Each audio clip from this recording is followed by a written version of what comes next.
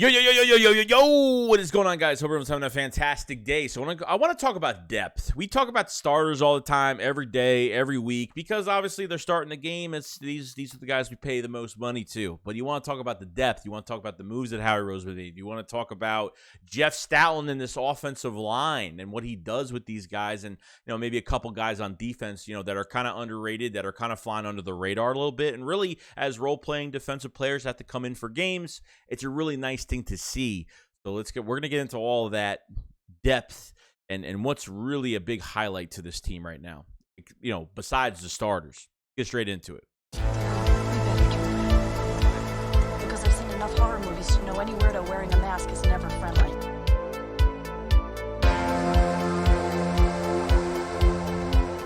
What is going on, guys? Hope everyone's having a fantastic day today. So I want to go over the Philadelphia Eagles, some news, and obviously depth. The depth is what's so important with this team because, during the season, we're 100% healthy beginning of the season, and, you start to get these injuries. And when players step up, next man up mentality, when these players are ready, they are ready to go, and they get the job done.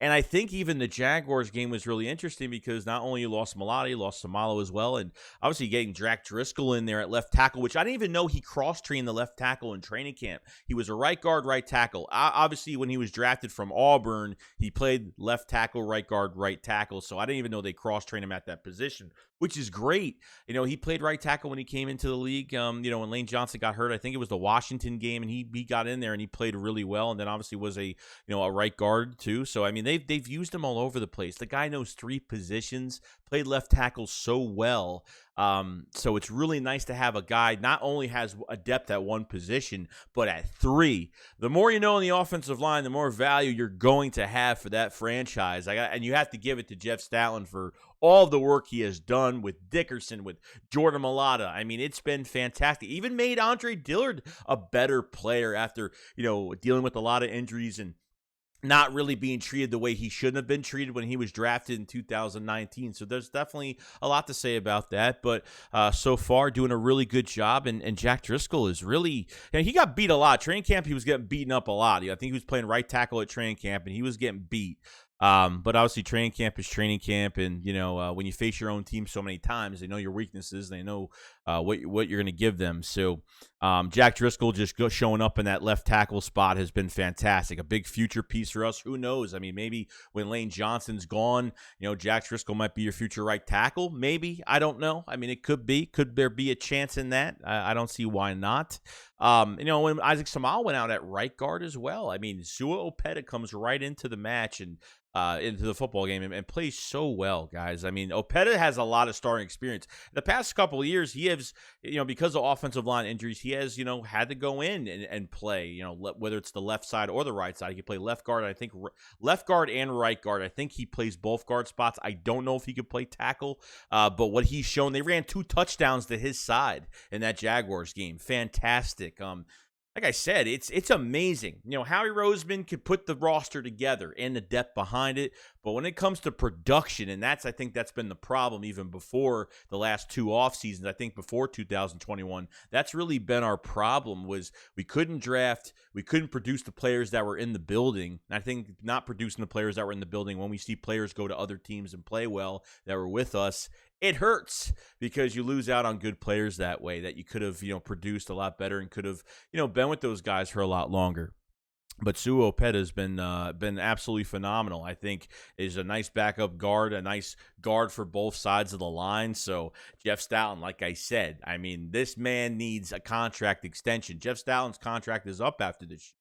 Okay, so they got to figure it out because it's going to be hard shoes to fill when Jeff Stoutland's not in the building. You know what I mean? So I wish he was a lot younger. I wish he could be here for a lot longer. So we'll see what happens. But offensive line-wise, like I talked about, everybody been fantastic. Cam Jurgens, I mean, we talked about him, no playing time because he got a lot of reps at center because Kelsey had the elbow surgery, the cleanup in his elbow.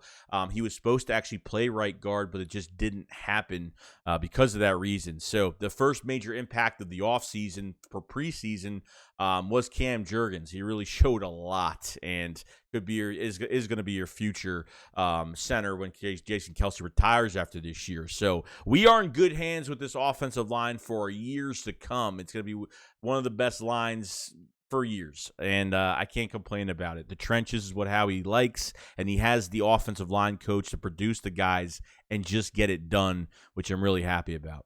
Lastly, I kind of want to go to the defensive side of the ball. We could talk about a few guys, but mostly I want to talk about Josiah Scott because he's gotten most of the reps since Avonte Maddox has been gone. Josiah Scott, a cornerback, nickel corner / safety, could play both positions. And like I said, guys, this guy is not a phenomenal, like high tier player or anything like that, but he's a nice role player, serviceable for your defense. And I mean, there was a couple times he deflected some passes in that Jags game, gave up some too because he's not perfect. This is a guy that doesn't have a lot on his plate right now is where he is. But sky's the limit for Josiah Scott and what he could do in the future. This could be a potential, extension depending on when his contract is up, and not going to be expensive at all, obviously, because he's a backup. And we were trying to find, more cornerbacks behind Slade, Bradbury, Maddox, and we paid Mario Goodrich all that guaranteed money, to be an undrafted free agent, come to the Eagles, and didn't do much of anything. Josh Jobe seemed to kind of showed some flashes, and I think we have to just wait another offseason, another year for him to see where he's at. Zech McPherson going into his second year. He was a 4th-round pick out of Texas Tech, and Zech McPherson got his shot with Josiah Scott because Slay got injured on top of Maddox being out for that Jaguars game. So Josiah Scott will have another chance this week because the Eagles and Gannon are not going to make too many adjustments this week. They don't want to They don't want to switch too many positions and move players around. They want to keep everything exactly the way it is. This way, it's easier for the players, and you're putting them in the right position to win football games, and you're using these players to their strengths. You don't want to mess with your defense too much and move too many guys around. Josiah Scott will take over that nickel spot most likely. You could have Garner Johnson is probably going to be moving around the field as well, so they might bring him down, so you never know. But I feel comfortable with Josiah Scott. Like I said, not great, not bad. I think he's very solid, serviceable, nice role-playing nickel corner / safety. I think he's played really well so far. Let me know what you guys think about Josiah Scott because I think he's played pretty good for his first start and going to have another start against the Cardinals this week. But that's really about it, guys. I mean, we always talk about the starters every single day, every week. That's just the way it is because they make the most money, and that's just how it is right now. But the depth is where it's really important. Howie Roseman gets these depth players, but Howie Roseman can bring all the players in, and sometimes like you bring in undrafted guys on practice squad and you get him throughout training camp and OTAs, and it's really up to the coaches to get the best out of those players. And I think with Jeff Stoutland with the offensive line, he's done a fantastic job. I mean, he's already turned Dickerson to one of the best guards after a year. I mean, it's just crazy. I mean, you took a guy that played you took a guy that played rugby, never played football before, and turning him into one of the best left tackles in football right now. It's just insane what that coach could do to talent and can get the most out of his talent. Andre Dillard obviously is another one where we redshirted him the first year in 2019. We had Jason Peters already here. I don't think they treated him the right way and felt really bad and didn't really help himself with injuries every year too because he got injured a lot. But he has became a really good, solid left tackle that is not great, not bad, but he's solid, and maybe he's becoming a little bit better.